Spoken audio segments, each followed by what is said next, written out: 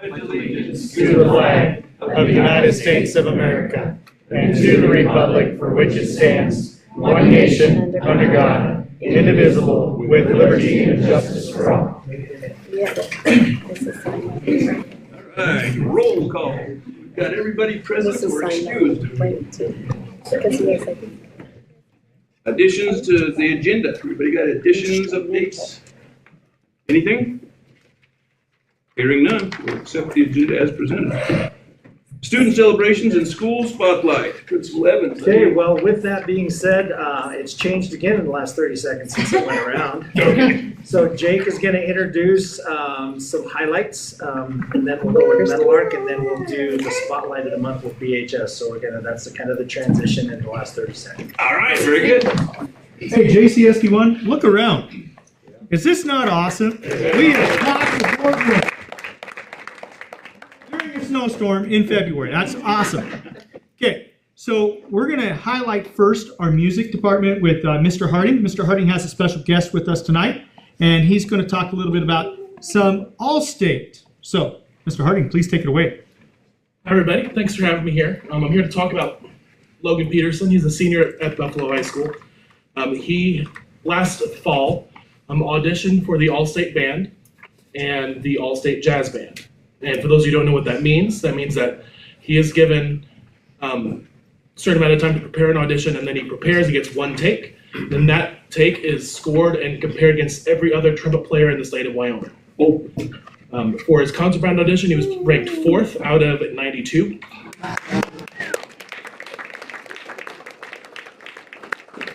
Earned him 4th chair at All-State. And for the All-State Jazz Band, he was put into the more prestigious of the two bands. Yeah.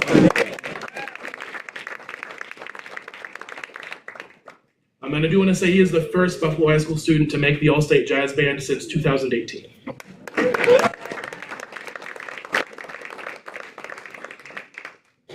Thank you. So you get to go this next week or tomorrow to an event, don't you, Logan? Yes, and tomorrow is the Kinzer Jazz Festival. The entire jazz band is going to compete with other high school jazz bands. Good. So do they require a speech from you? Yeah, naturally.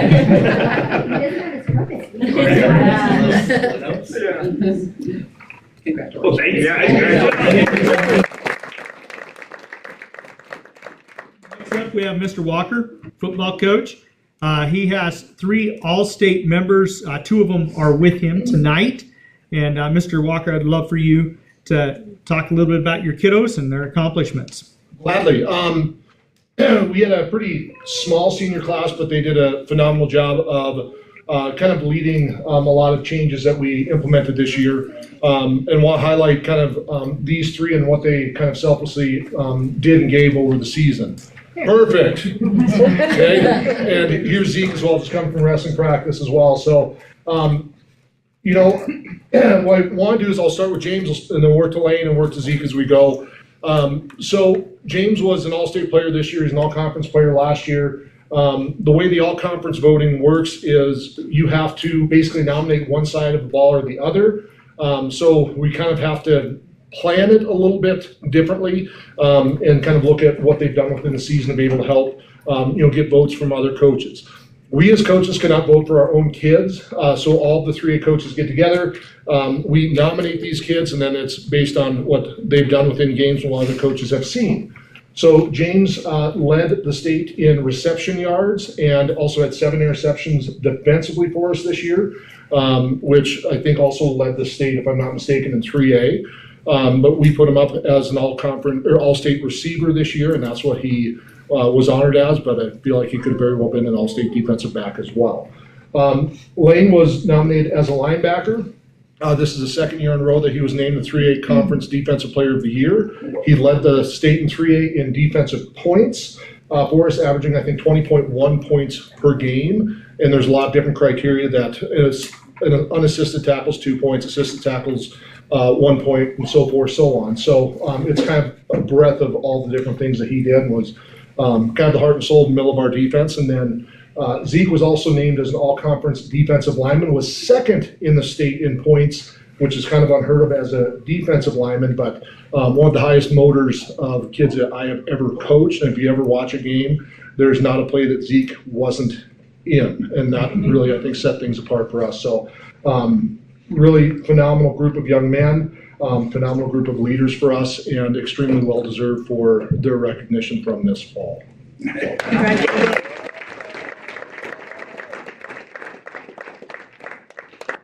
Well, Mr. Harding, Mr. Walker, thank you for bringing your kids tonight. You guys can leave if you would like. I mean, you're more welcome to stay, but it sometimes it gets long. So thank you very much for coming tonight. And I'll yield the floor to Mr. Corbin.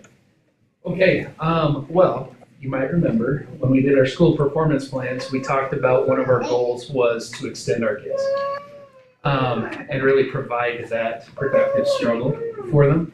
To give you an idea, the goal of our kindergarten teachers is to have all letters and sounds by Halloween, okay? Which is great, and they did an amazing job getting there, okay?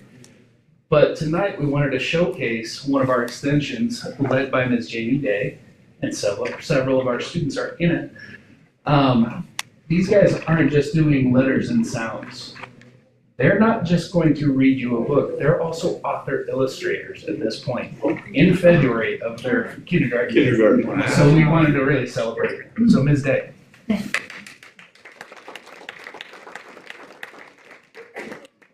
Well, good evening, and thank you for letting us come to showcase these kids. I'm very proud of them. I've been working with them for quite a while now. Whenever we started the extensions, it wasn't very long, and I had this group. There's usually 6 of us. There's 5 here tonight, so most of them are here.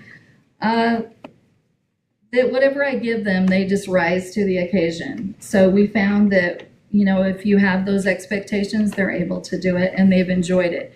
They're able to do all the skills in kindergarten, so then they can be extended into other things. They're able to work more on their writing, and we've done readers' theaters, we've interviewed some of the staff, and that's going to be in our newsletter.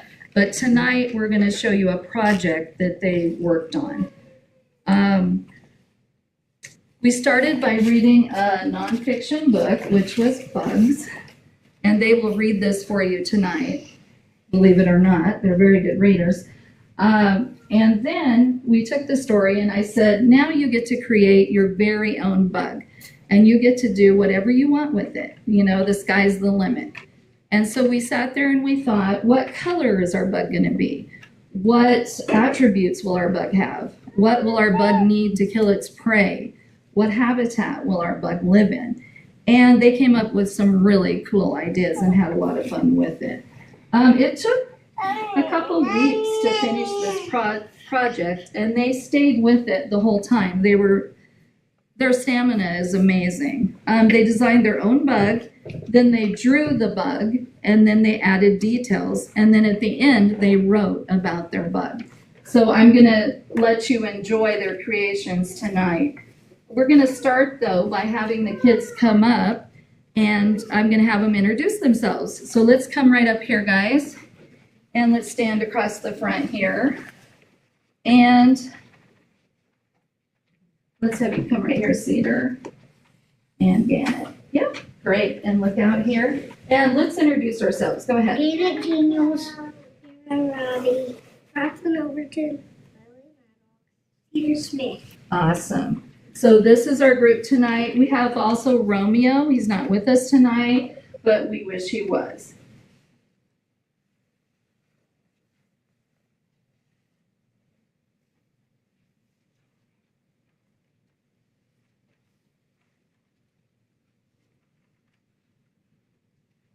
Bugs.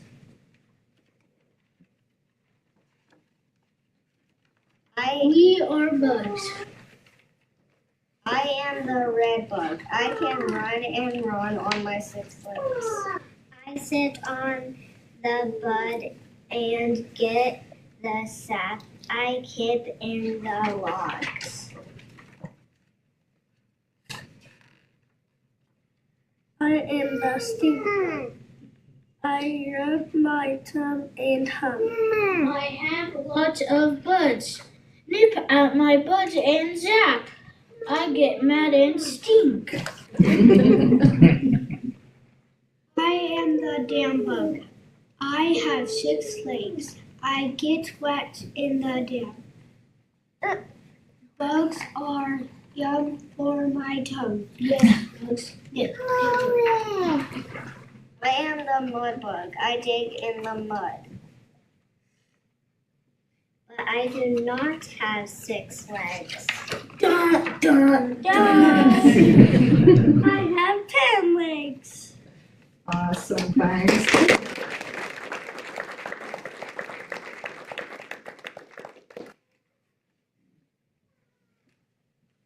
And now we'll have them present their bug that they created. We'll start with Lily. Yeah, you can show the picture first if you want. My bug is Sharky. He is blue. He eats other bugs. He never dies. He can be invisible. He lives in the ocean. He is a fast swimmer too.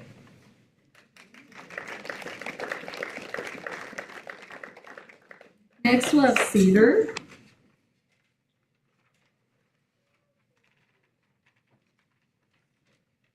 My bug is a catcher bug. He eats other bugs. He hides in trees. He has a toy gun. He fights for the world. My bug is very large.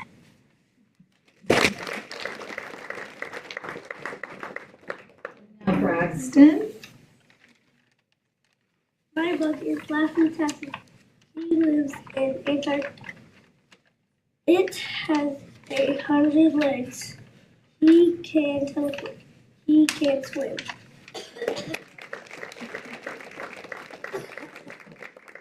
Janet. My bug is Tick. He mostly is the color red, but he can change colors. My bug can take other bugs' powers. He has 3 heads. He is smart. He has a hand for a tail. He breathes out fire. He can glow.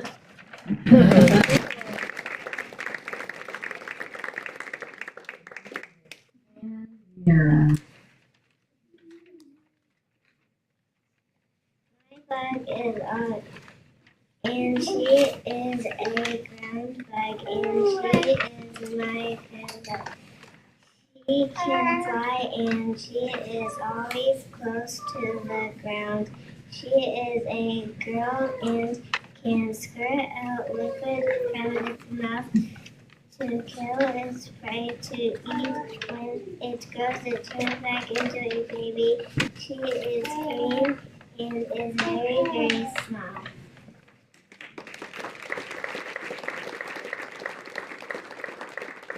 Thank you. And you boys and girls did awesome. Well done.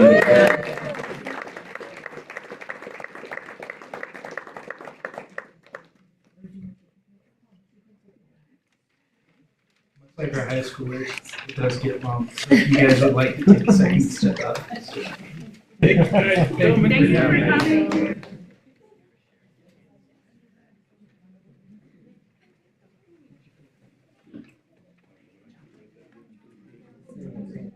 Yeah, Bill. Okay.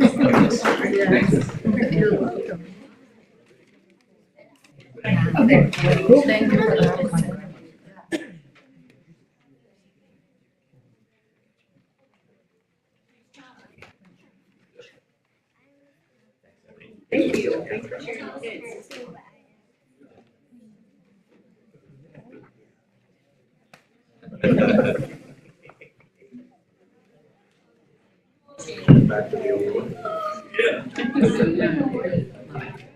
Where'd everybody go?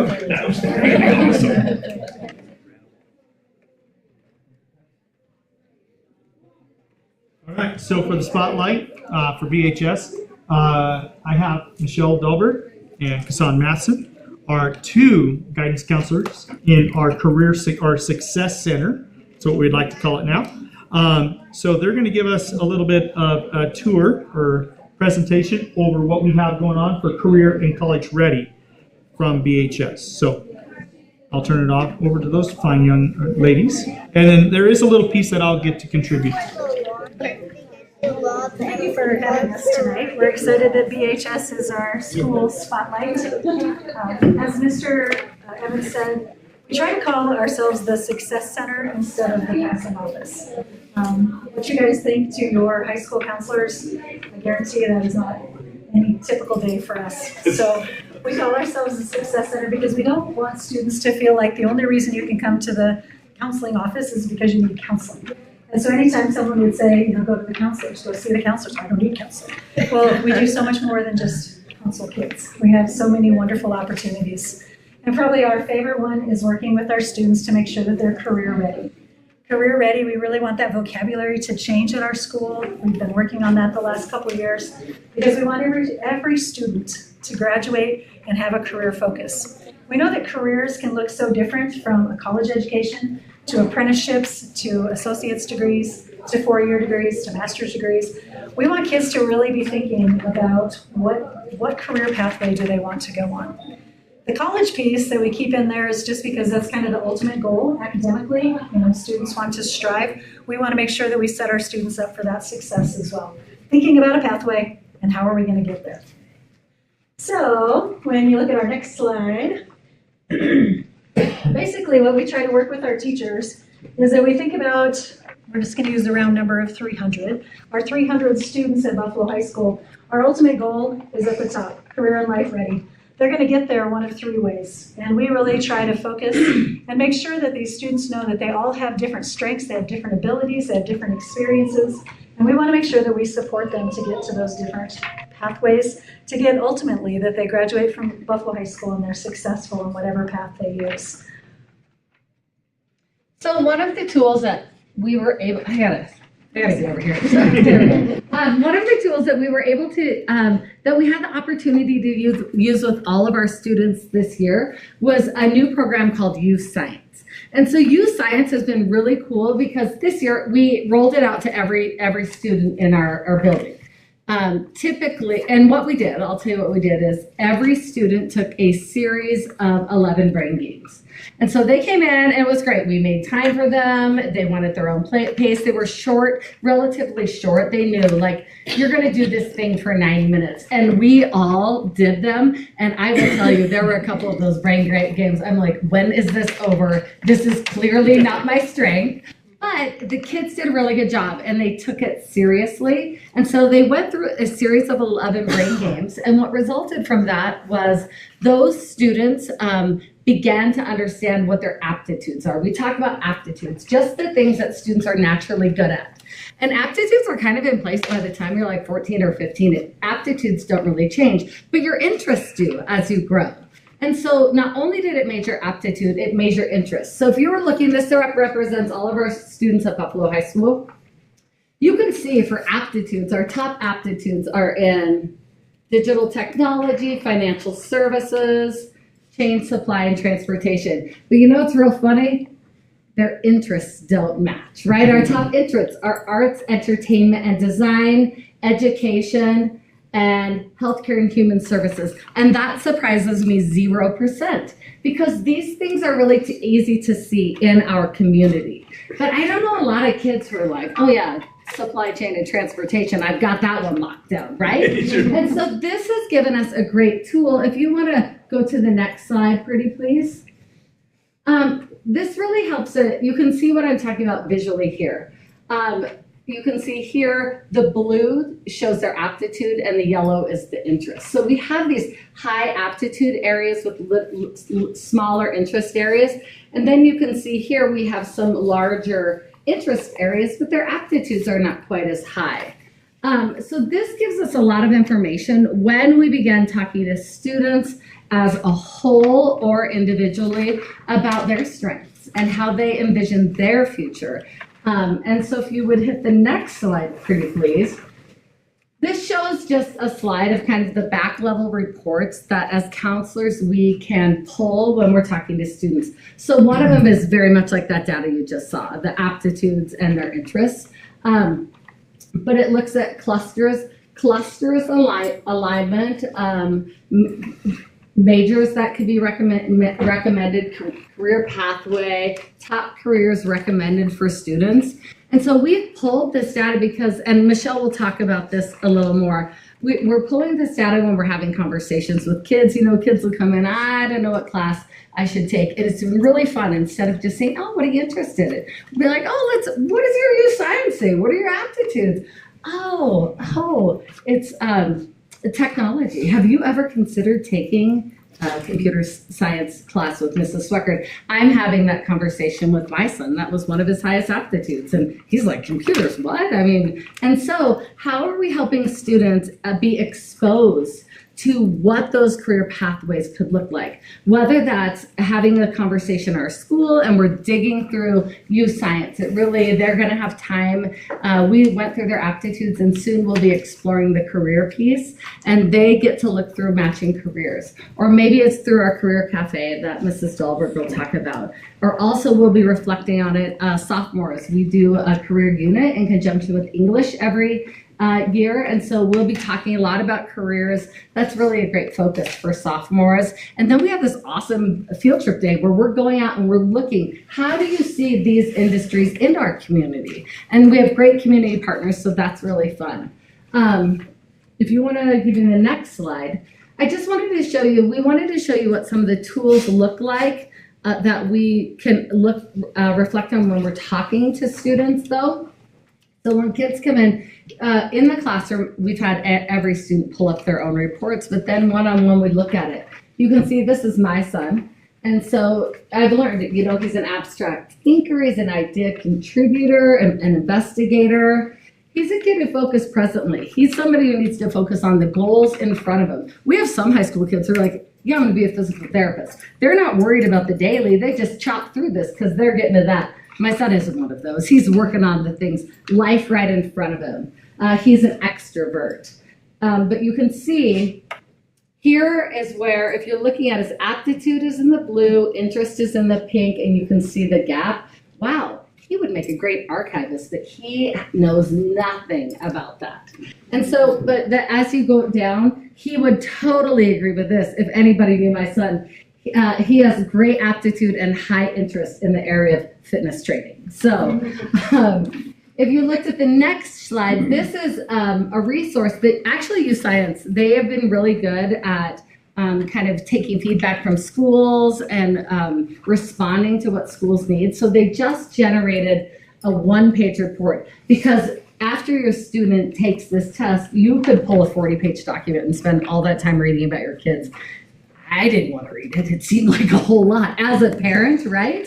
But they've actually shortened and make it much more user-friendly. If you're not as familiar with the system, that's really hard. And so now you have this awesome one-page report that talks about, man, this is your kid's strengths and their top interests.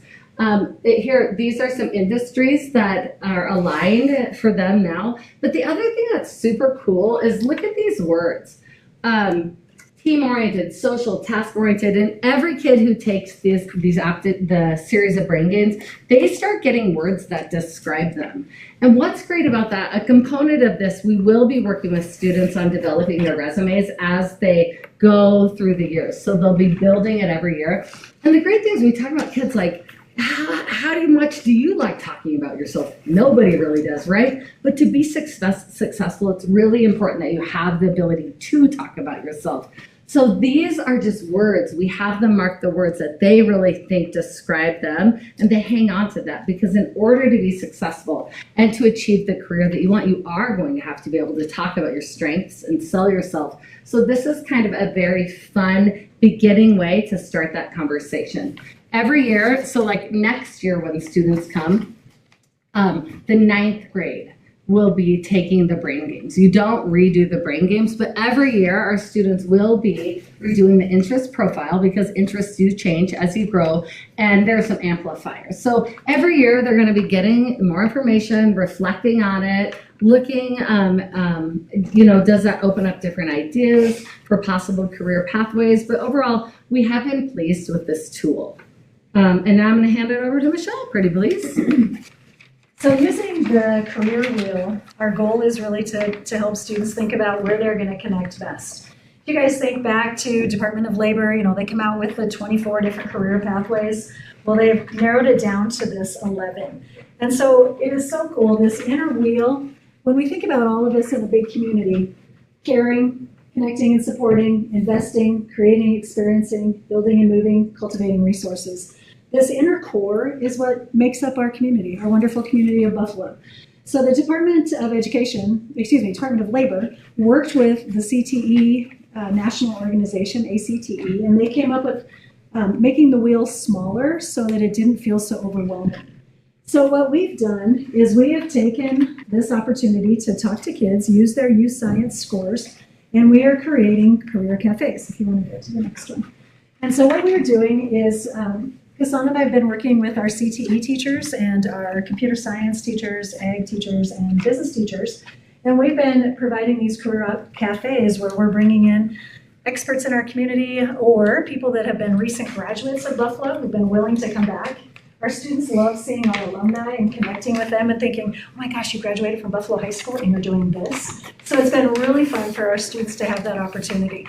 So if you go back one, Jake. So we looked at our wheel, and we did this creating and experiencing, and we brought in marketing, we brought in performing arts. So we just had different pathways from this. Our Chamber of Commerce came in, their social media stuff is absolutely incredible. So we got to use this strand and talk to kids about that. Well, we had a whole segment of our students that are into this building and moving section. And so we had in different engineers, we had in the different skilled trades. And you could just see some of our, especially our young men, just like, oh my gosh, this is my pathway. So it was really, really fun. And then the third one that we did was we did cultivating resources. And so we brought in some of our BLM experts and different people within our community. So far we've done these 3. Next week we're getting ready to do our financial services, and we're bringing in experts in that field. And it's just been awesome to watch our kids be able to connect with those things.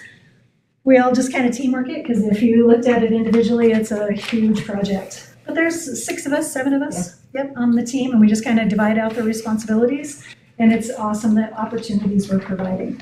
The other thing we're doing, if you go forward too, Jake, is we're using our Working Smart program to be able to get students out in the community.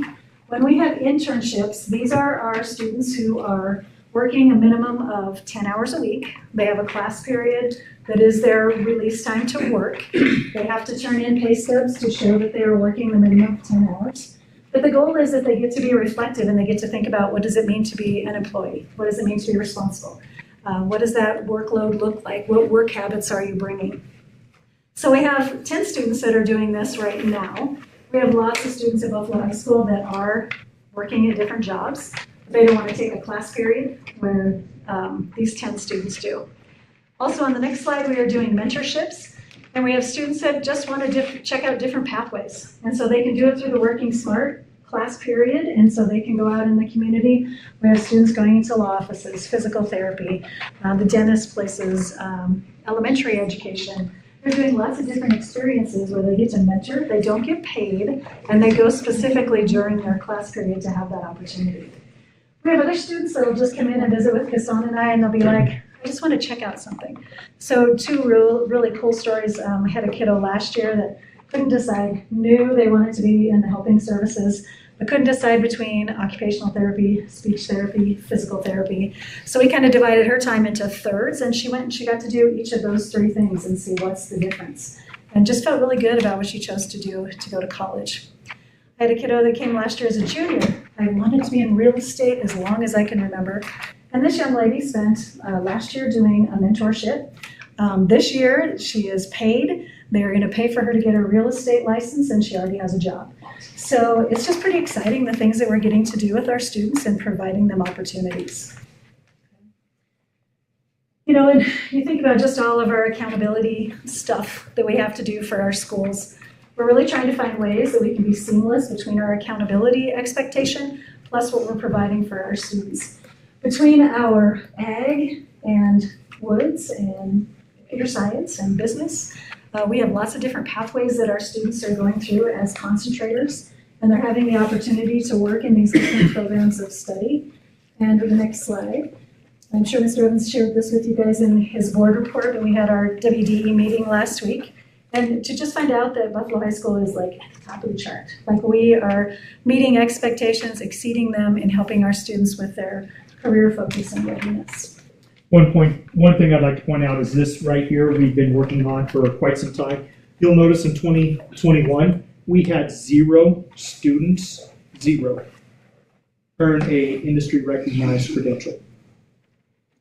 We're at 82% now of our seniors earning a industry recognized credential. So that's the hard work of our staff, our guidance office, and making sure that we're getting kids aligned to where their interest and their talents are, and then making sure we finish that out with they're getting an industry recognized credential. The other pieces that we have up here, these scores here are leg indicators. So like your S1 reading, this is their score when they took it as a 10th grader, so this isn't them taking it as a senior. So you'll notice that that goes up and down. This is our current year. This is our current year. But this is the one piece that I'm very thankful for, that we've made this move and we've done some good stuff with. So when we talk about this, this is just our concentrators. So that means they had to have taken at least 2 years in a sequence of courses in CTE in order to be considered a concentrator. Still you. What? It's still you. Oh, no. So the next piece we'll talk about is the Whitney benefits story. This is what we've been working on for the last 16, 18 months with Whitney benefits. This is something that if you've been to any of our presentations, you may have seen, but this is kind of the layout of what we would like to see through Whitney benefits K-16. And this is an effort that's being done through all the Sheridan school districts as well as Johnson County School District. But we want exposure between kindergarten and 6th grade. We want to have the opportunity for students to have guest speakers, have activities, get them on field trips, do those fun things. Exploration, so this is where we start to hone in. Actually, in 7th through 9th grade, we are implementing youth science. I am proud that Johnson County is the first one to have their middle school involved in youth science and is actually doing the aptitude testing in middle school. I think Sheridan is following suit with us on that one.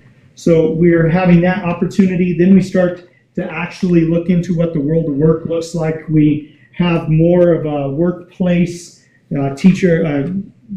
guest speakers come in. We go out and we get into the workplace. And then when we get into high school, 9 through 16, we're looking at trying to get some job shadows in, do the mentorships, internships, use that youth science data even more. So that's what we're working on with Whitney benefits. And the last thing is we do have some upcoming stuff. So this year is our Spring Partnership Advisory Committee meeting. I know that we've had people on our Perkins Advisory Board end up last fall over at the Fall Partnership Advisory Committee meetings. So we will have that again in the spring. That's coming up. We have our Spring Sheridan College Fair on April 29th, so we'll be getting RCTE kids over for that. We have our junior high career exploration at Sheridan College on May 19th. That's been put on our radar. And then we also have a fall partnership meeting yet again. And last but not least, this is something really cool that's starting in, that's the Voices from the Field. And that actually is to work with our sophomores and try to get an earlier start with this whole mentorship, internship process, and try to expose all of our sophomores in Sheridan and Johnson County to different career areas. So that's the work we're working on with Whitney Methods. So just as a conclusion here, Kasana and I, we love our job. We love our students that we get to work with. And you kind of look at our 4 quadrants, we have some days where the social emotional part is kind of a big challenge with our young adults and them just trying to navigate changes in their world and us just supporting them. But when we look at the left side, just that academic development and college and career readiness, just really trying to help kids have a plan, make sure that they know what they're doing. And the biggest thing about that bottom corner with advocacy and equity, just helping them learn to advocate for themselves and be able to figure out how to work life as a young adult, because we know that's a big challenge. So in conclusion, BHS, last slide. Oh, gotta hit the last Working to one. build our high achieving students at BHS. Do you guys have any questions for us? Sorry. What would be an example of one of the industry credentials? Like OSHA 10. Say that again, I'm sorry. OSHA 10. Okay. So if you go on any, what might even be in your world too. Yeah. So yeah, OSHA 10 certifications one. ServSafe is another one. Oh, okay. So that would Okay, be. I was just curious. Yeah. Awesome. It kind of depends on their pathways. Like the business teachers are using different things that if they have more of an accounting focus or if they have more of a marketing focus. The teachers get to choose the credentials that the Wyoming Department of Education puts out for our students. And so they kind of base what's going to best fit the students in that environment. Thank you, guys. Thank you. Thank you.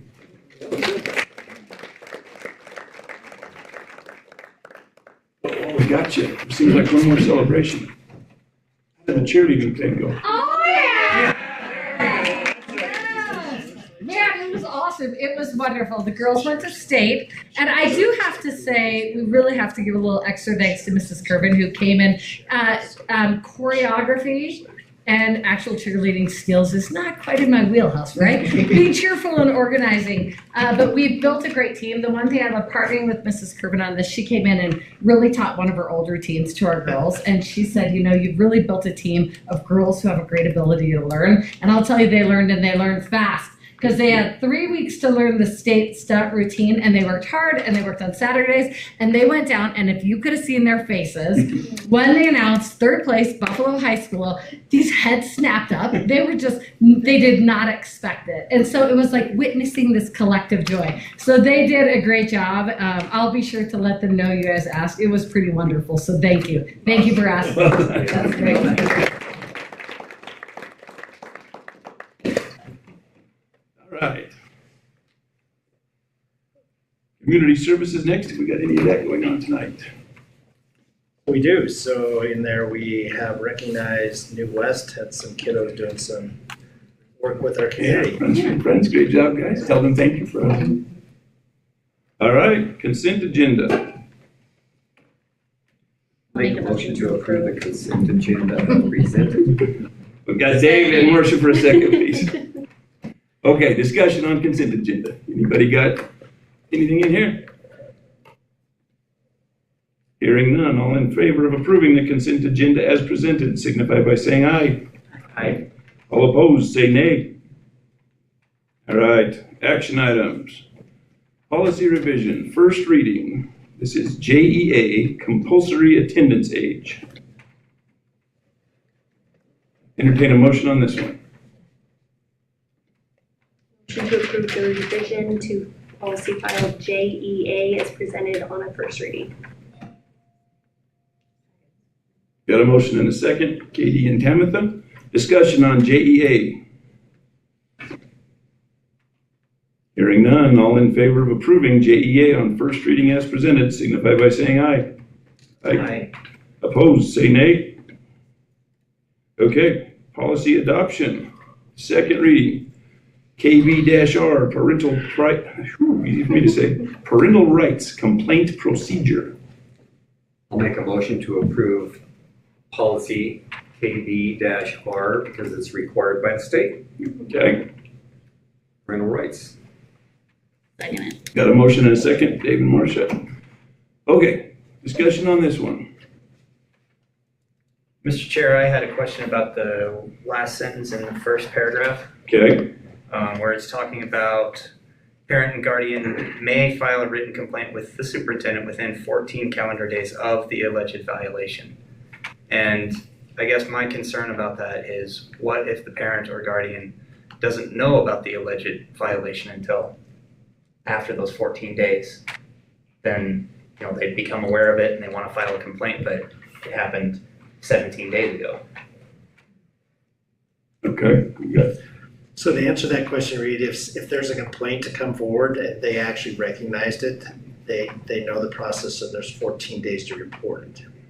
Okay, 14 days from when they find out. Yep, that's what I was hoping for. Okay, good. Other questions, discussion on this one?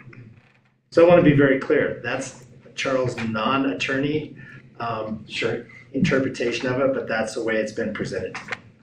Yeah, and this was written by the school board? Yes. Anything else on this one? All in favor of approving policy KB/R signify by saying aye. Aye. Opposed, say nay. Okay, KBR is in. Next up, we got KBDA, Parents and Family Engagement. Make a motion to approve policy KPDA, parent and family engagement as presented. Seconded. Got a motion and a second, Marcia and Dave. Discussion on parent and family engagement policy. Another one that says it's required by the state, written by the Wyoming School Board Association. Yes, and our policy manual grows yet again. We're gonna get to 500 yet. 50, the target was 50. Mr. Chair, so my question isn't about whether or not we need to implement this policy. I mean, they've just summed it up, it's required. I guess my question is, if anybody that knows more about it, that's read it more deeply than I, is there places in here where we're not already meeting this policy?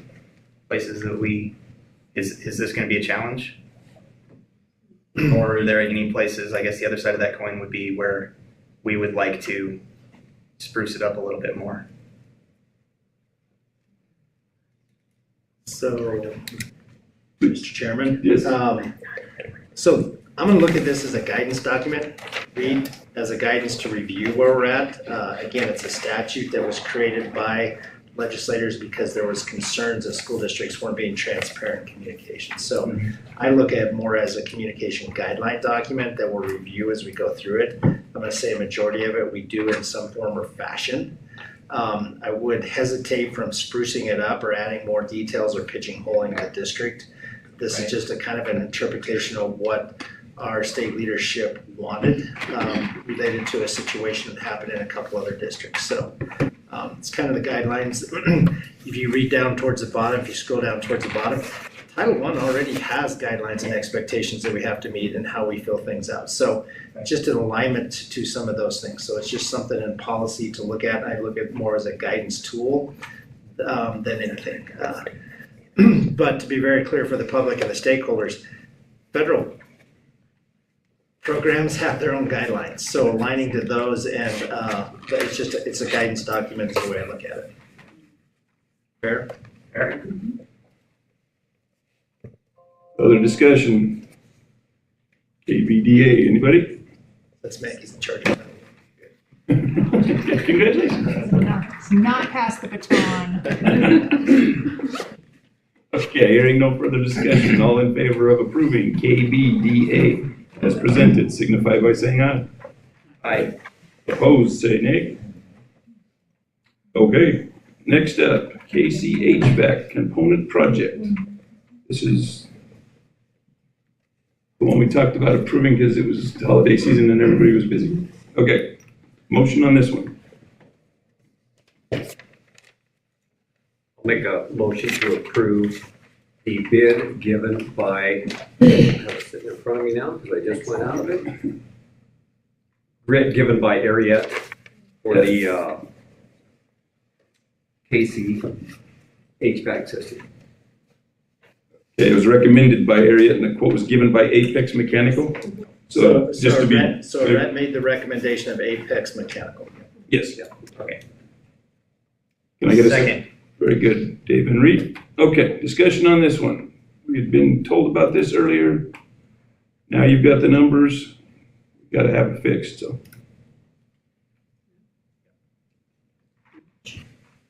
Pretty much. All right then, hearing no discussion, all in favor of approving the KC HVAC component project as presented, signify by saying aye. Aye. All right. So Travis, this is a huge celebration.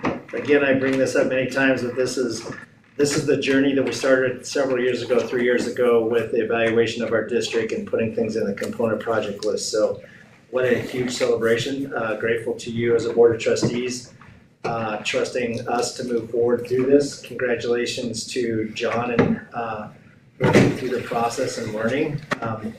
So kudos. This is what we started 3 years ago. Now we're starting to see the end result of projects being put into the component project list and actually happening on the ground. And we have several millions of dollars in additional funding coming because of that work too. So kudos to you as a board of trustees, and thanks to John and his team. Yes, well done. Major maintenance pays for this, correct? No, completely separate. Oh, that's right, the state is going to. Yeah, so this is paid for by the state. So. No, that's great. Yeah. Okay, next up, we got the district administrator contract renewals. Got the superintendent's recommendation in front of you. Make a motion to approve the renewal of the district administrator contracts for the 26-27 school year. Second. Katie did? Yep, Mark. Lynette and Katie, sorry, I crossed my eyes there. Okay, discussion on this one. Very valued people to the district. Definitely need them, and thank you guys for reapplying. Yes, outstanding job, and we're glad to keep you moving, so. All right, any other discussion on this one? All in favor of approving the superintendent's recommendations signify by saying aye. Aye. All opposed, say nay. All right, next up. General reports, principal reports. What do we have for the principals tonight, team? I'll start us off. I still have him present. Oh, there he is. Principal Evans, I am just furious with you. Your report took me 8 times longer than usual to get through today. I was going at that for hours because you included that new link. The sports cam was totally fascinating. I got sucked in and watched highlights for hours and hours and hours. Well, you don't have to click the next one each time you watch one. You know that. I don't have to. That was the problem. My willpower was less than my curiosity. So we've got the, help me with the name. Huddle cameras are up and running. Yes, the video looks amazing. We've been finding some hiccups along the way, but we've been ironing them out as we go. We are swapping out one of the cameras in the aux gym to a different camera, just because the view from that camera is for a farther away distance, and so it's just not. If you watched anything in the aux gym, it has this black trapezoid at the top. Yes. That's just not nice. So we're swapping out the cameras. They actually are sending us a camera for free. We're going to return the other one, so no charge to us. I'm excited because coming up, our performances that we have in the auditorium will actually be able to be live streamed as well. Awesome. And so we have those up and running, and we have them calibrated. So I'm excited to go through that and make sure that we don't have any hiccups there as well. But do all the parents and that stuff, does everyone, how is that? So being again, so communicated this out? initiative that started kind of through the communication committee. So we're just piloting everything, and then we'll get it out. Jake has done a great job of kind of pushing it out to parents, but I want to remind everybody, we're piloting everything with the expectation this will be the platform that we use starting next year. So I'm just going to say, per Charles's directive, is we're switching over to a plug-and-play system district-wide, and Huddle is the one that we're moving forward with. I know there's been some pushback and my direction for the direction I want to go with this, but we're starting to see the reason why we want to go to that direction. And I'm going to be honest with you, we're just tapping, we're just opening the toolbox. There's so many more things we can do with Huddle other than just the videos. So again, transition. I know it's already February, but the goal is to have this platform with parents and everybody in transition between the current old system and Huddle, so you're going to see parallels the remainder of the season. There's still no cost to parents, so I mean, just as we encourage that piece. But like I said before, our Christmas concerts, that's the whole idea of putting the money that we did into this, not only in the auditorium, but it's going to be at Buffalo High School, it's going to be in KC, and it's going to be at the middle school and at Cloud Peak. So we are putting systems, plug-and-play systems in all facilities, so we can eventually transform one platform in Johnson County School District number 1. So. And directly answer your question, Marcia. I'm sorry, Board Member Marcia. Yes. We are going to be creating a video. Kelly Glacken has decided that she'd like to get some high school students in to create a video on how to navigate our website, and then we'll be pushing that out. That's something that Kelly has brainstormed and thought of doing. Now, the person behind getting all the schedules and doing Huddle and making sure that we have it organized has been Kelly Glacken. You don't want to trust me around computers too often. Okay, so she has been instrumental in getting that done, and so that tutorial should be coming out. For anyone listening or paying attention to our meeting tonight, if you just simply go on to Buffalo High School's website and go to activities, click on that link, you can go right on down and it will have a Huddle fan link. You click on that, it takes you right there.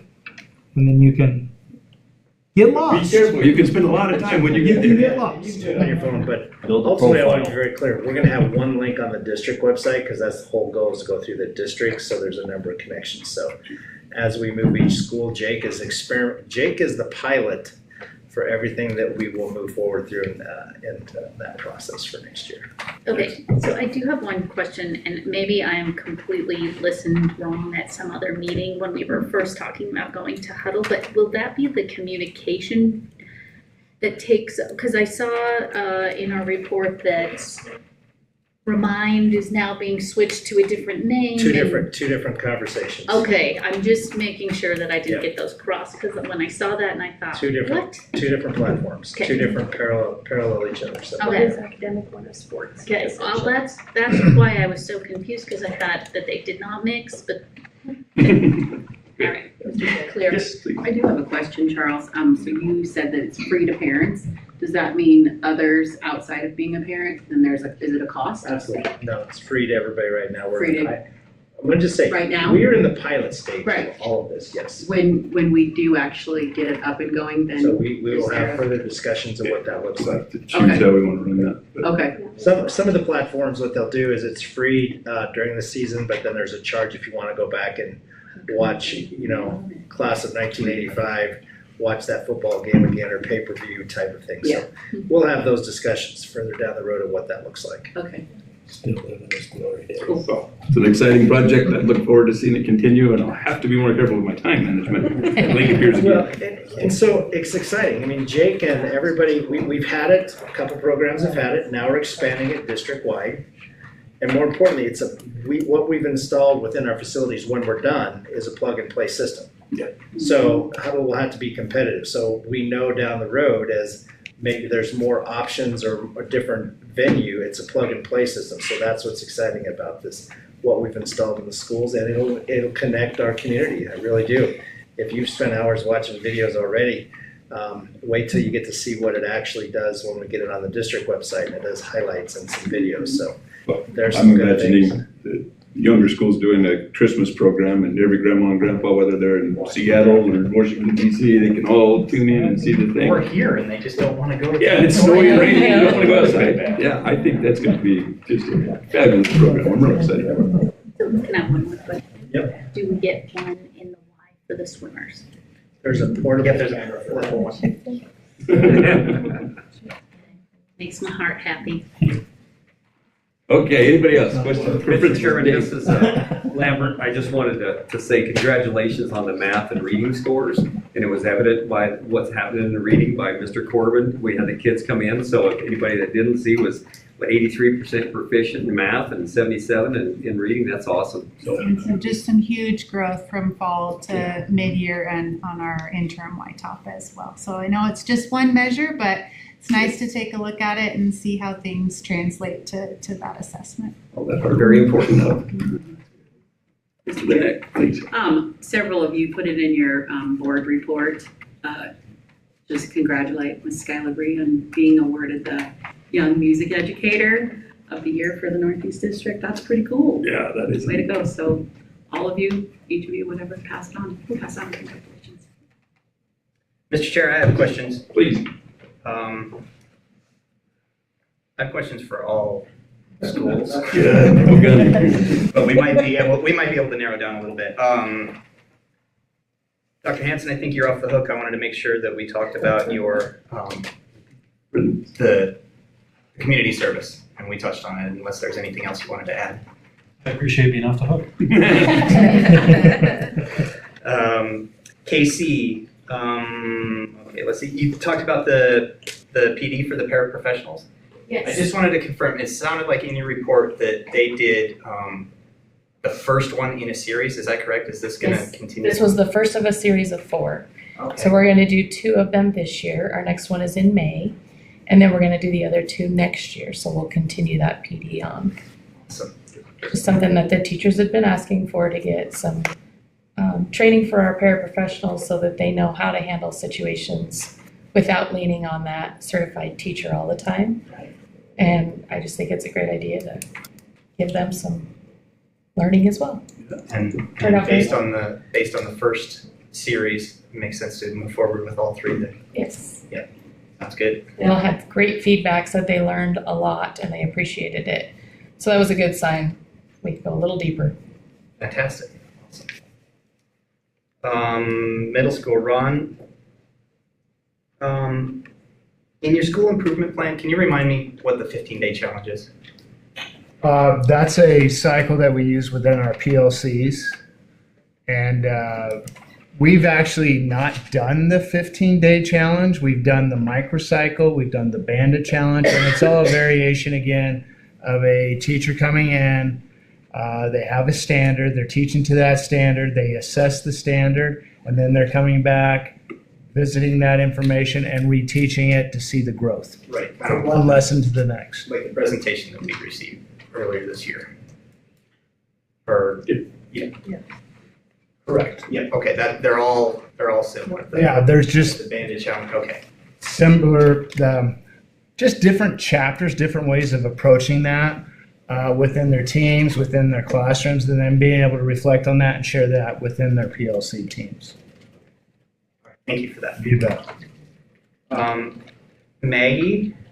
Yes. Can you confirm something for me? So I have a 4th grader's recollection of what the NAEP testing was like. Oh, Can you tell me what it really was? Yeah, well, what'd she say? That it took all day and only some of us had to do it, and it was miserable.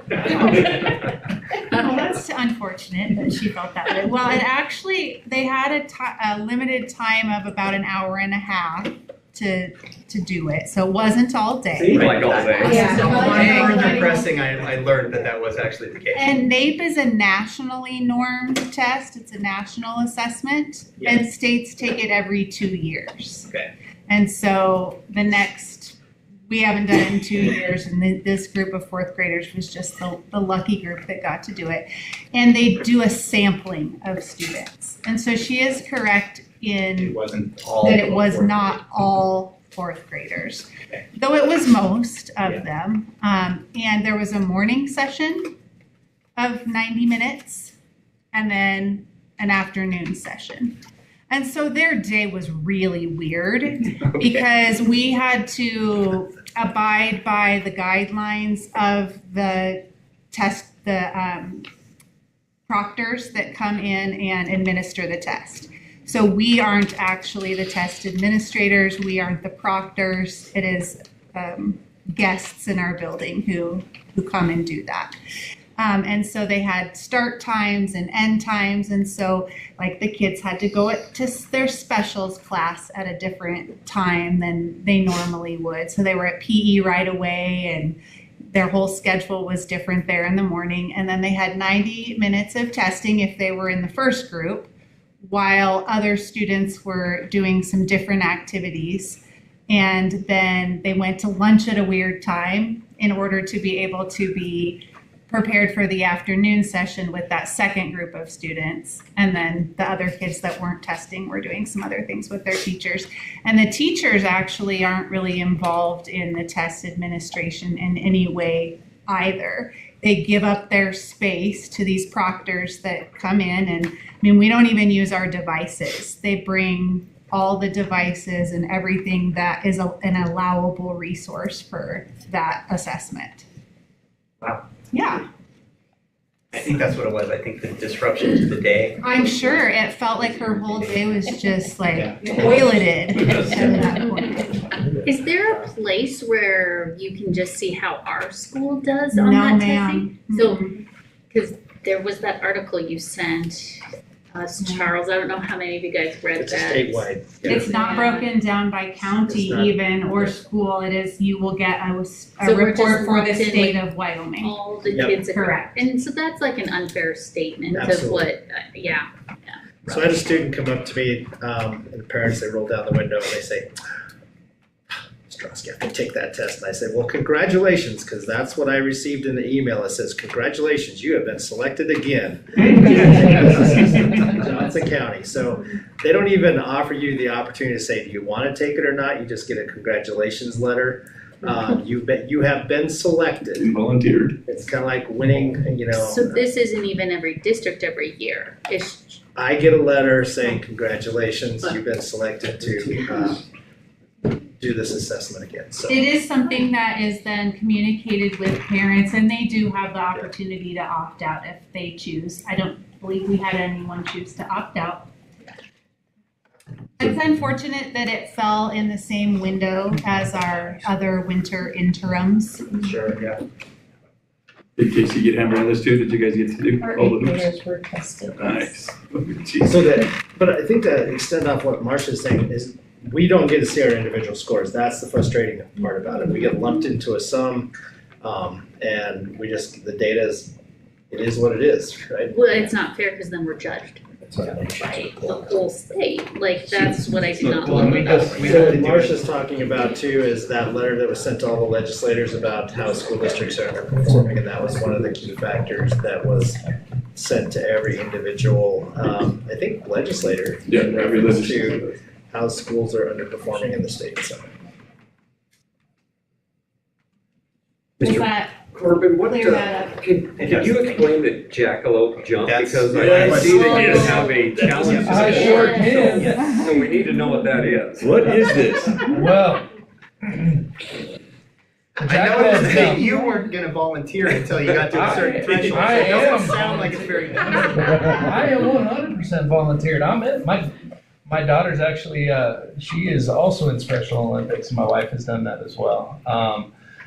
When we were in Cody. Cody was actually the first unified school district in the state of Wyoming. And I worked at that school too, which was really cool. And so Kelsey Warren has been putting in so much time and effort and building a tremendous Special Olympics program. We went from 0 students at Meadowlark to 4 this year in that program. And so it's really special, actually. One of our students, my daughter, is the unified partner for it. So we get to have fun conversations.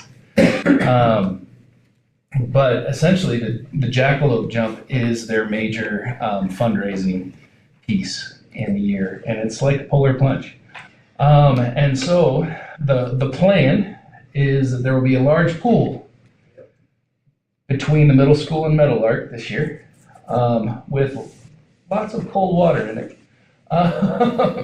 On February 27th, you get to hop in, but in order to hop in, actually, you need to fundraise about $100.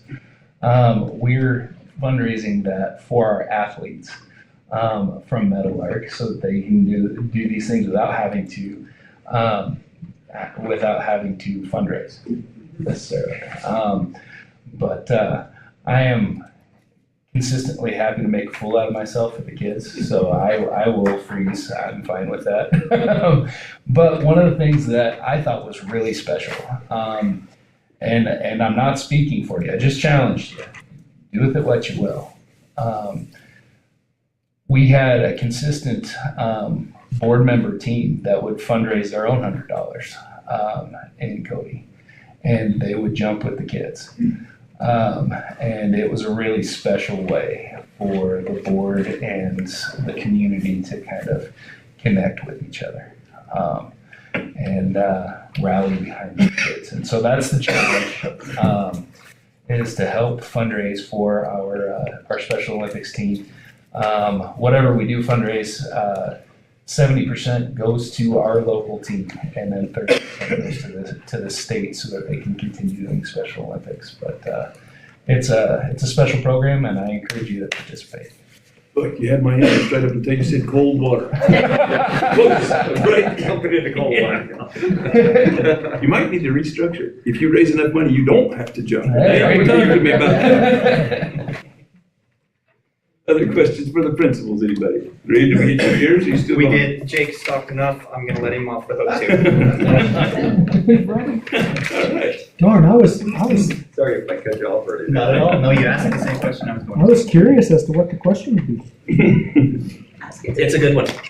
It'll come next. Okay, can you tell me more about the ACT prep? Your ACT unique ACT prep that's been going on Yes. for the past couple of years. So Tuesdays and Thursdays in advisory, we have 4 teachers assigned to the junior pod, and they rotate through on a 2-week basis. So math will start actually tomorrow with one group. English will start with another group. Reading will start with another group.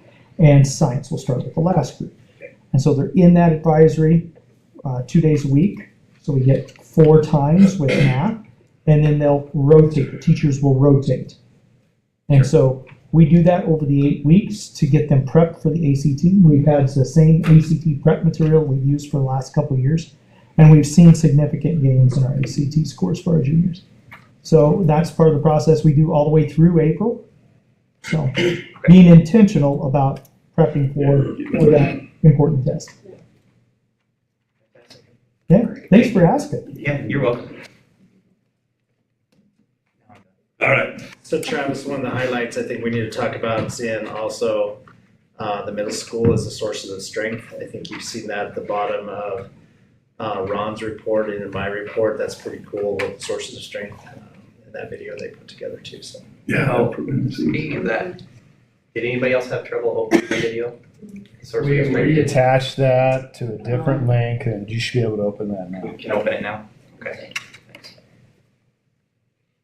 I did really like your report, Ron, with all the highlights of your different classes that those kids are doing too, because it is fun. I had to visit with another student about the mission to Mars because my kids had never taken that one. So now I know a little bit more about it, but that was really fun. Thank you. Yeah, thank you.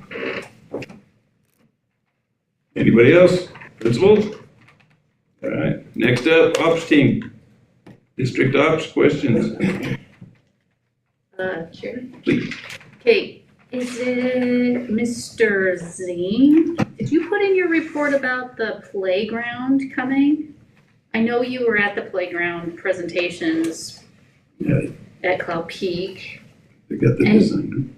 And that's on the list. Did I read that right, or whose report was that? And I swear it was yours. It was. Yeah, it's Design's been on there for a couple months. I've been working with the architects. And you've been working with some students. That was my question. I wanted to know if, have you sent the 4th grade presentations to Arret? No. Okay. So I didn't put that in under my celebration because I was actually ahead of schedule by like a week, get my board report done, and I forgot to go back. Put in celebration, but it was great to go over to Cloud Peak and have the 4th and 5th, correct? Just 4th. Present their playground. they got some great ideas, but I did share with the architect, I did go with Mr. Ferris and get his store. And I got all those links sent to the architect today. Ms. Lambert and myself and the architects have a meeting tomorrow morning, starting at 7:15. We just have some basic design they threw some stuff out.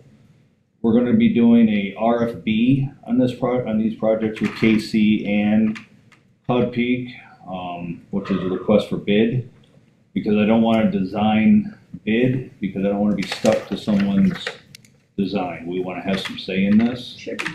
But I just want to be transparent that their designs were awesome. Oh, I loved them. But we're going to be limited just that upper space to what we can do, because everything else will be enhancement. Yeah. So I just want to be transparent about that. Well, I just want to, from a parent's point of view, say thank you guys for letting them do that. Like, it was a big project and they loved it, and for you guys to be there was, that was really special for them. So I guess one of the extensions I'd like to see is, after we go through the process, is talk with Levi about going in and actually presenting to this class of what it takes to put in a playground.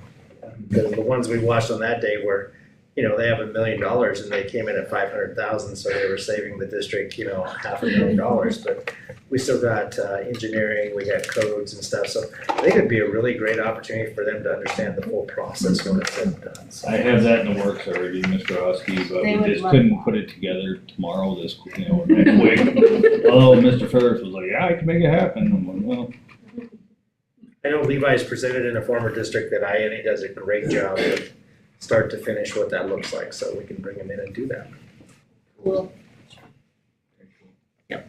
Mr. Zink, what's the lift station at Cloud Peak? What's the lift station? I'll let John explain that one. All the sewer leaves the building and goes through a vault system and then gets to the road, and then there's two pumps that are roughly 14 or 17 foot forward below the road. Two pumps that lift it and pump it to Birch Street. So the city doesn't get involved in that? They had nothing to do with that. It's interesting. But if they ever want some investment property, buy it to the east, put in a lift station, then I can turn the whole thing, and then it becomes the city's problem. As Miss Lambert knows, the red light indicates a phone call. It does, and in fact, I have to compliment a student who, when I arrived, the red light was not flashing. And then a student came in right before the bell and stopped in the office and said, "Is that red light out there always supposed to be flashing?" And we're like, "No, it's not." That was so great of you to recognize that and know to come in and report that. And then a work order was submitted post haste. Yes. I can see that one goes to the front of the That line. was pretty great that a 10-year-old noticed that Smart that enough to probably. notice it and say so, that's awesome. But it's gonna be pretty entailed. We have two lift stations in our district. We got one at Buffalo High School in 20 years. One pump has been replaced. It's on the football field. I'm working with the company out of Casper. That I'm gonna set up an agreement with them, a maintenance, because they're certified, because there's H2S gas potential. Yep. That's confined Confined space, space, oxygen deficiency, so, they'll come and I'm gonna work with them to get the work done, because it's pretty entailed at Cloud Peak. If it fully fails, we have to pump all the way to Birch Street and do traffic control, which is gonna be bad. Can you reference the basket system? I know where Craig's new office is. We had to put a basket system in to catch all the debris that goes down the toilets. Oh, jeez. Because that's what's causing the issue. That's what's causing the issue. It won't even eat what's goes, they're grinder pumps that are in there. Yeah. The new pumps that are going in will eat a 2x4 if they can get a hold of them. Just grind it up, huh? Holy cow. But it's amazing what those kids get down those What, you toilets. go down the pipe? I better not. Yeah, I'm afraid to ask what the basket's found. Enough said. Enough said. There you go. Good job. And then another thing, just for the huddle cameras, I activated the last two Buffalo's huddle cameras today. The only school left to do will be KC, and then the installer is going on a little vacation, and then we'll be down there. I'll work with Liz and schedules, and in the coming weeks, all huddle cameras will be up and ready to use. Excellent. With the exception of the football fields, right? No, I turned on Buffalo High School and Clear Creek's concession soccer football fields today. Cool. Wow. Thanks, John. Other questions for ops team? Mr. Chair. Please. Okay, for Christy with the technology, so thanks for the YouTube videos. Those were pretty helpful. We're going to bring this in the 26-27 school year, this parent square. So will that eliminate all the individual communications that are within like each classroom as well? Most likely. Like, okay. And so are you gonna have parent training? I think so. I'm watching those, like it seems Because we'll be pretty- running both Remind and Parent Squared side by side for 2 months. Okay. To get all the bugs worked out and give everybody a chance to try it. Kind of try it and play around with it and see. 'Cause And I think mean, it's it'll be- replacing Remind, so they kind of forced our hand anyway. Yeah, which I think it's, But people, I think, have been really positive about it. They like it better than Remind, so. They like it better than the Remind. Mhm. Okay. I mean, I think it's great because you get them, I mean, I don't have multiple kids, but you get them, and every year I've had to learn something new per classroom, and so I'm super excited about that. I just think the communication piece with parents is gonna be huge, and make sure that our teachers are good and educated on that too There's as an well. onboarding process, so there's training with parents, Yeah. there's training with staff, and there's Yeah. an initiation piece, so that's all part of moving forward. So we just wanted to bring it to you, this is part of it. We went out to RFP for 3 different places. Yeah, I remember talking And so about it. through that, so there is an onboarding piece that we have to do with parents and teachers through this process. So Okay, perfect. Exciting. Bill, if I could, I'm gonna ask you, so you're getting more done with less staff. Is that because we are offering insurance to them if they work for it? Actually, no.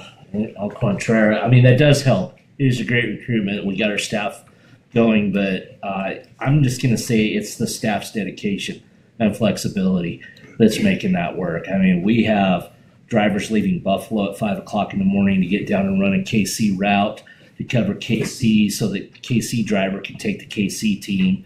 We have medical issues that some of our drivers are facing. And so we're having to cover up on all that. We've got some less staff than we have in the past. Notice our numbers are almost in half of where they were prior to 2022 for staff. So just kudos to my team. Everybody's on board. Mechanics are driving. My secretary is a driver. I'm driving. I see the wheel probably 4 to 5 times a week. So it's just everybody's out there. We're just getting it done. The celebration is that we always win, and we've had clear roads, so that's really helped.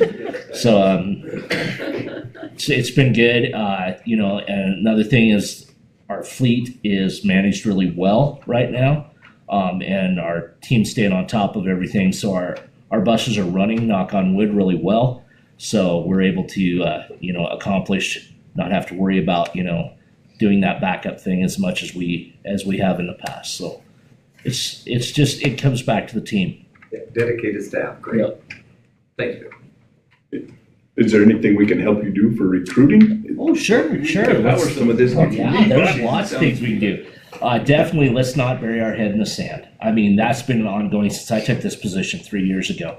Actually, 3 years ago tonight, I took this position, and that's been the pink elephant in the room, so to speak. The elephant in the room is that we do not have enough drivers. Okay, it's a nationwide problem, but I hate to say this. When it comes down to I'm sorry, we can't go tonight. I think then our community is going to realize, well, hey, I could help out a little bit. But our staff's been so tremendous, and we're getting it done. They're like, hey, it just happens. It's like the light switch. You guys don't really think about the electrical. Benito's not here tonight, but you know, think about what those linemen do. They keep that going, and we don't even think about it in the morning when we turn the light on. That's a little bit what transportation is for Johnson County. The bus always comes. It's always on time. My ball team always gets there. So until that doesn't happen, I don't think anybody's going to really focus on it. But you guys have done a tremendous job of helping us already. Kudos to you. I mean, we've looked at job descriptions, bringing up base pay for our classified staff. I mean, we're competitive, and I think that kudos to you guys for that. It's just a natural thing that's happening right now across all industries. It's just helping to find that workforce. But we're there, we're competitive, we're advertising, we're doing that. You're going to see some new banners out and about around the community, and try and sweep it up again, and just keep knocking on that door with everybody. So, Southern Johnson County, I could really use some help down there. If you guys know of anybody in Southern Johnson County that would like to drive, we could sure put them to work and get going. But we have 3 individuals down there, and they're running an entire, almost like a little separate school district down there. It's amazing what they get done, those 3 individuals. And of course, we're down there to lean on them and help them as much as we can too. But they've got a nice facility. They're set up, and they're very dedicated. Christy, I have one question, and it's real quick. Just on the virtual phone, is that going to be through their own personal phone, like that extra number, or will it be in They their can use it classroom? on the Parent Squared app, and they'll have their own phone number for the whole year. Then it could change the following year. But where will the phone call go? Will it go Through Parent Squared. Okay. But then they would be able to answer it through their phone. That's what I meant, Or yeah. a computer or Chromebook, whatever Okay. device they're using. So it's really a security piece for the district, is that recording, so I'm excited about it. It would be nice for our teachers not to have to give their personal phone numbers out. Yeah. All right, anything else for ops? Okay, district admin reports.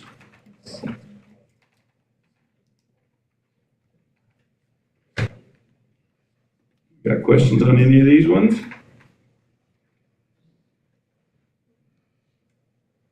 The curriculum and learning video one was really fun this time. That was it. It's fascinating with family resource centers. Yeah. Just want to celebrate a couple of the different areas within the state, and we're fortunate enough to be selected. And Heather Olson doing an incredible job with her literacy tote, Yeah. so it was great to get that spotlight for her. Well, I thought so too. It was a fun video and pretty exciting to see. Catch them young and teach them early. Exactly. Yeah. Other ones, other questions for admin? Mr. Super, you got anything you need to add here? I think most of mine will be probably during the recalibration update. And there was some interesting data analytics for our district website, if you had a chance to look at that.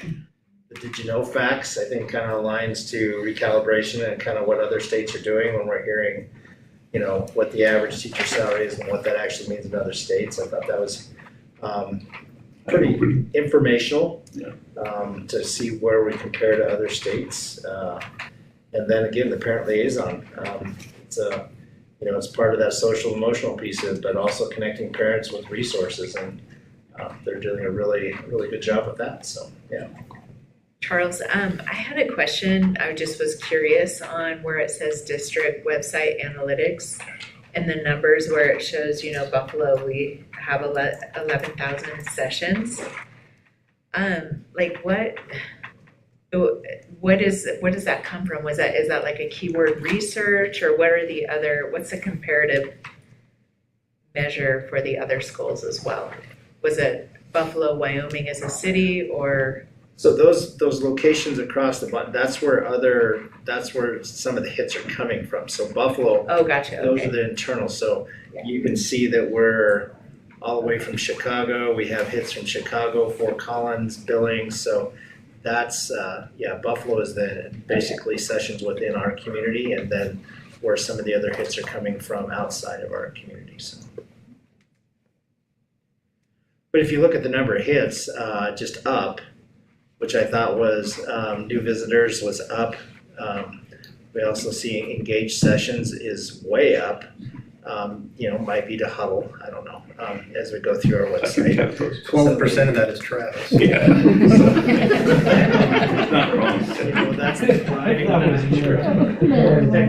So anyway, it'll be curious to see and monitor what this looks like. But yeah, we sometimes get stuck in the fact is that it's just, are we reaching just the people in Buffalo? But those are interesting facts that we're reaching people outside of Buffalo and the number of hits. So.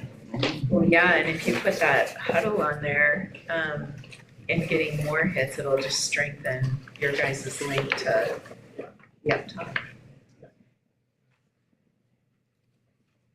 Travis, unless you got something for me, I'll wait till we talk about the reorganization of the board and recalibration. Yep, that's fair. All right, guys, anything else for admin? Hearing none, board level reports, OCs. It's not here tonight, we're gonna go on. OGs. So we had a meeting, Travis, you were there, Charles, you were on the computer too. So we had a January 29th, basically we went over the finances, and then we had election of officers, and of course we learned, as we did in the work session, there's a bill to move forward that the voters will have to vote on the BOCES and the rec district at the next upcoming election if that bill were to go through. I think it failed today.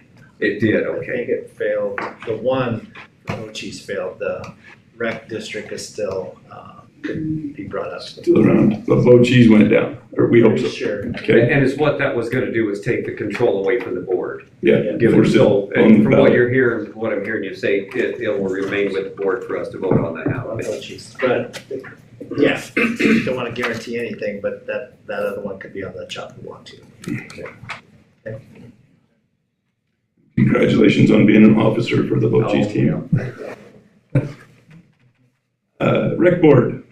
Okay, so our meeting, we re-elected our officers, which has not changed in 3 years that I've been on there. Everybody will stay the same. And then we set all of the meeting dates for the next year. So April 24th is the deadline for all your grants. Applications are due. So please get everything you want in. And then May 18th, 19th, and 20th are when we will actually have presentations for those.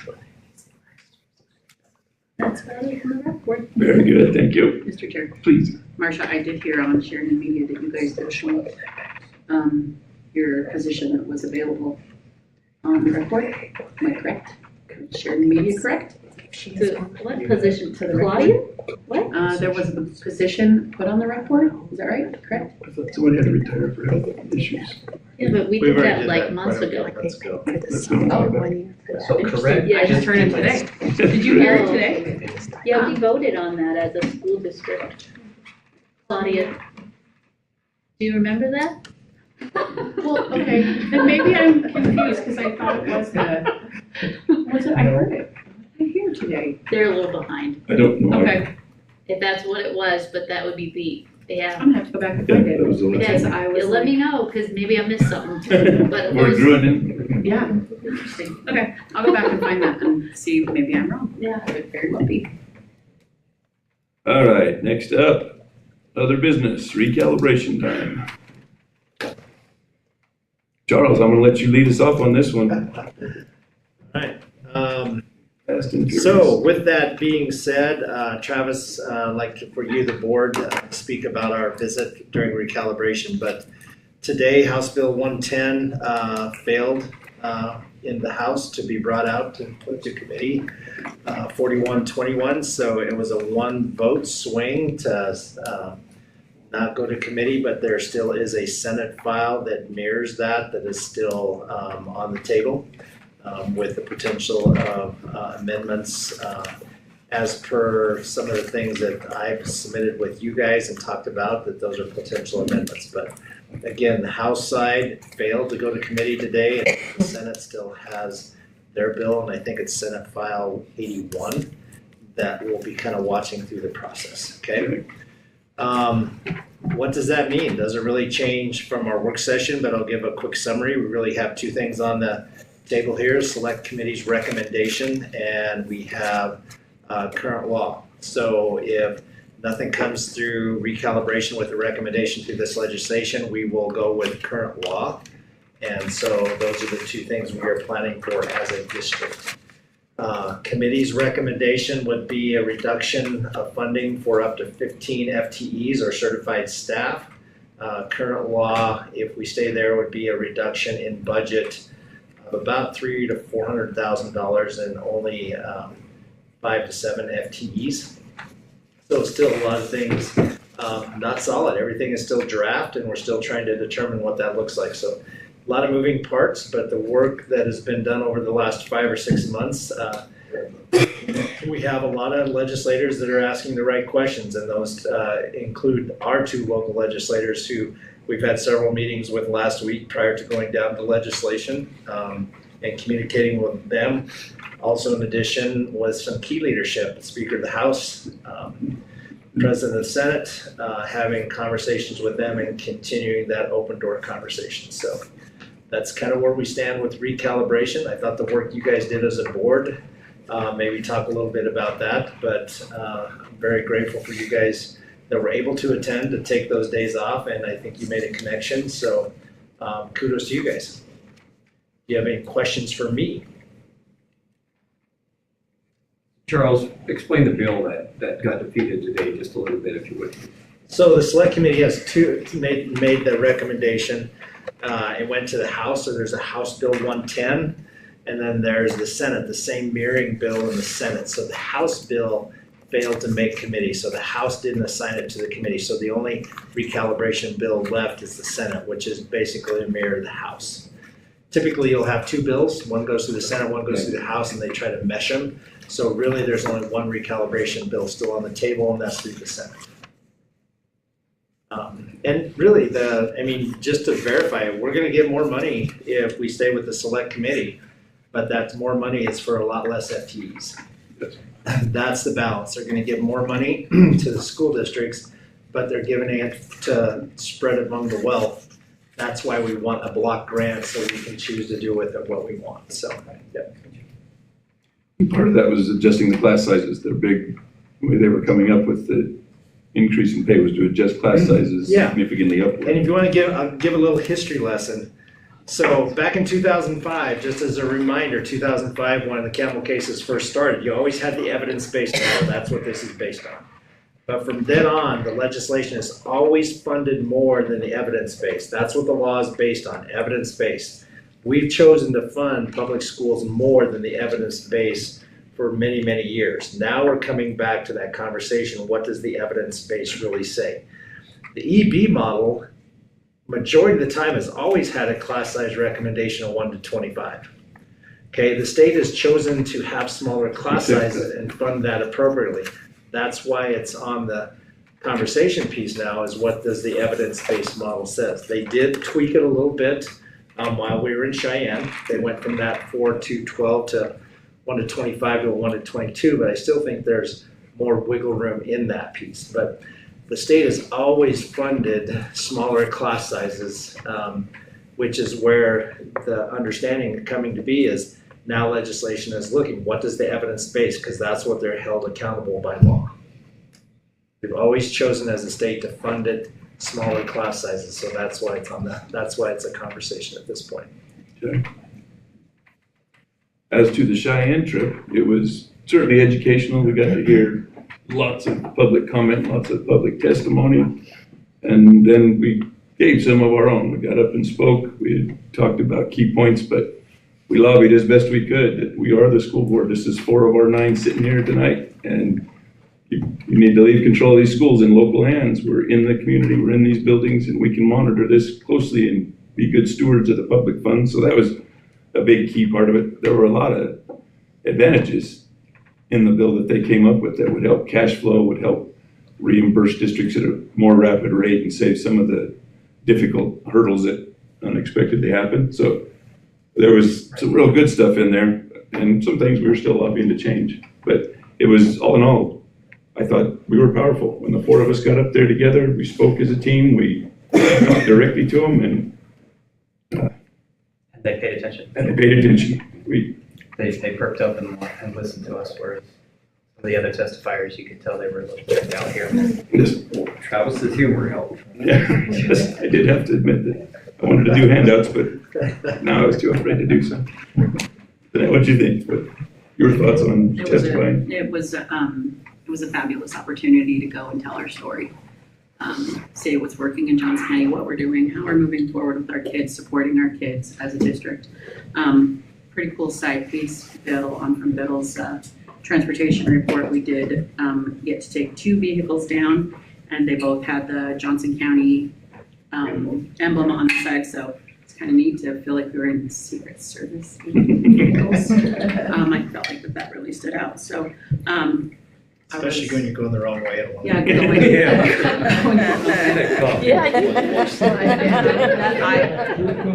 with clarification, I guided that driver the wrong way on the one way, so that was all on me.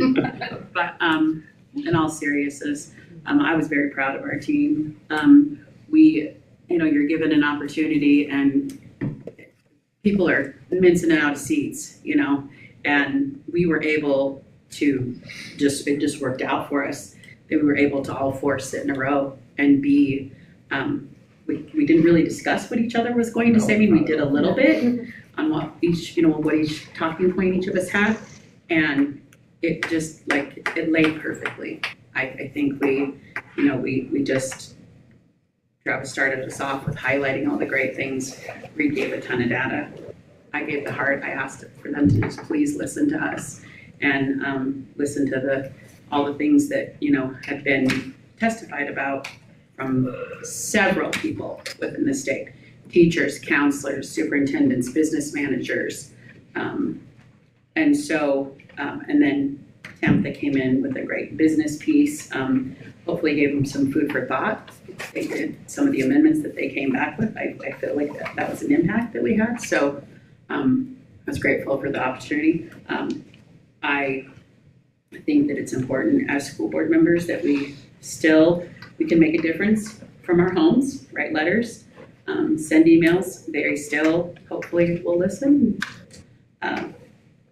We'll be ready. I think we're in a great place. We've got great people at the helm, and we'll be ready for whatever they throw at us. Ready, Tabitha? You guys want to go on, talk about your feelings? Or? I guess one take home was there was a lot of testimony with a lot of common themes. Seems like a lot of people are on the same page, and so I thought it was really cool that outside of the committee room, we were also able to connect with other members from other districts and continue that collaboration and offer support to them and be able to lean on them in the future as well. No matter what comes out of this, we're not in our own little world. We've got some people out there that think and feel the same way as us, and we can hopefully count on them to spread the same messages that we're trying to, and as well as that, navigate through whatever comes out of this legislative session. Yeah, we certainly we had a real great opportunity to interact with other board members. I think we had better than 9 different districts all together at one point looking at how these things would happen and what effects they would have. So it was a neat chance to get a big tent going for lots of people advocating for the schools. You had 20 plus people collaborating with at the 2 evening dinners, and that's unheard of. So yeah, it was a group and having conversations about what it impacts and what you can be doing similar in all communities. That's pretty powerful.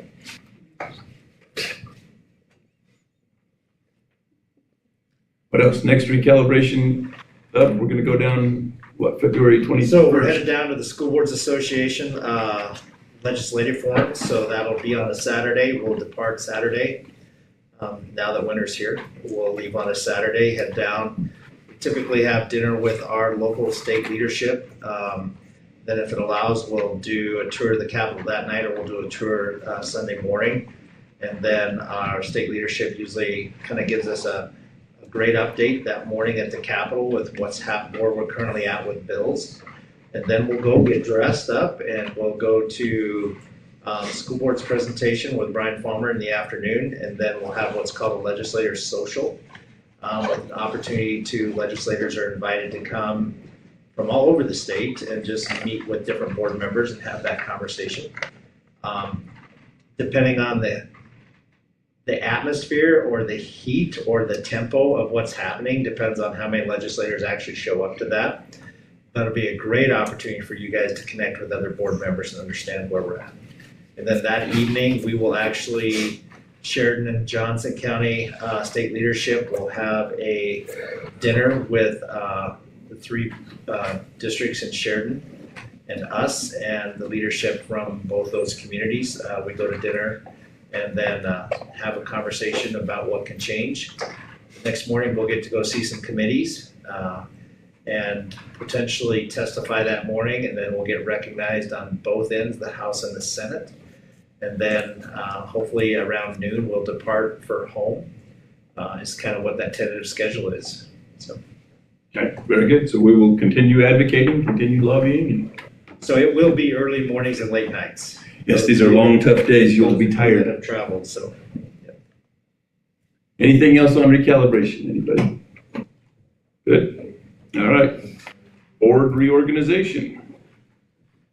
All right, well, like everything, Johnson County is going to pilot some new ways of doing things.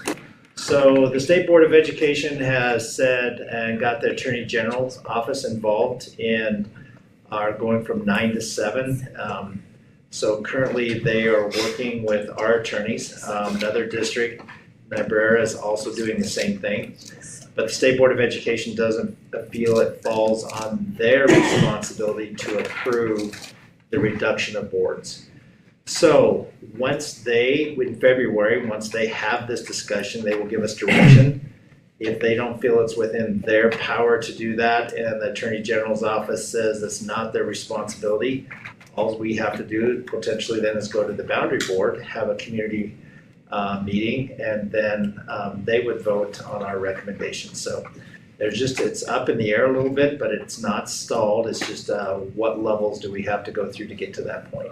Good. The meeting that was supposed to be scheduled here in April with the State Board of Education, which would have been super nice for us to present here, sure, has potentially been moved to Riverton. No. So I do want to give you a heads up. If we do have to present, we would have to travel to Riverton to present our case.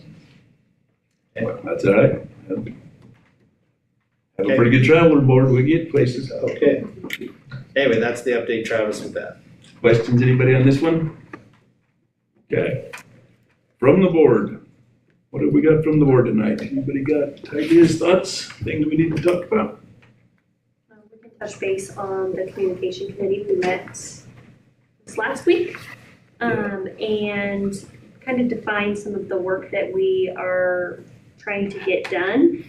It's really 2-part. One piece being we're doing a really good job of communicating. We just want to essentially formalize it and make sure that when elections happen and the board changes over, that we're able to kind of fast track what communication within our board looks like, how information flows top down, bottom up. And then the other piece is creating some onboarding education and training. We're going to get the first part done.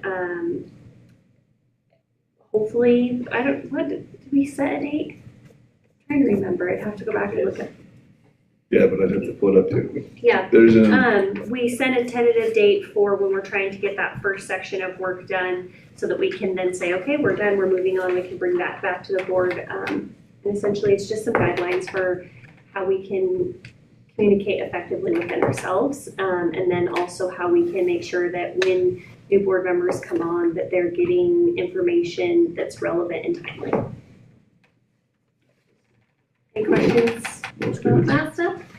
I'm gonna bring you some work product here. Anybody else from the board, you think? Okay, District Advisory Committee meeting. This is an annual one. We do it twice a year.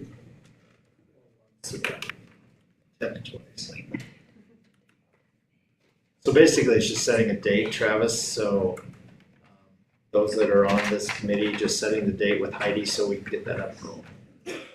Figured the more time we can get between the finish of the legislative session to figure out what actually lands before we have it, the better we're gonna be, because we need to know what they changed before we can have a real meaningful discussion. But am I taking that? So if you don't mind, then Heidi and I will just look at a couple possible dates after recalibration's over and throw those out to the committee members and go from there. If this is your minute, so you tell them. Yeah. Does that work? Yes. All right. March 4th, special meeting in KC. We're gonna do our road trip show, go down to KC and have our work session. And March 9th will be the next board meeting. That one will be here. Have we any public comment this evening? None. Okay.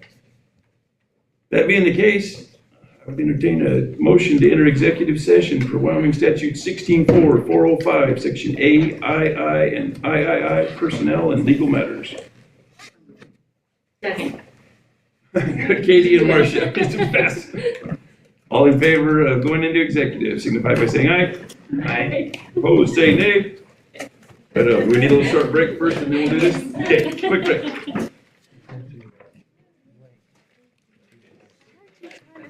My cup. I was gonna spend this. Oh, yeah. The bell's on. I never, she's too nice. Put this one, put this one right there.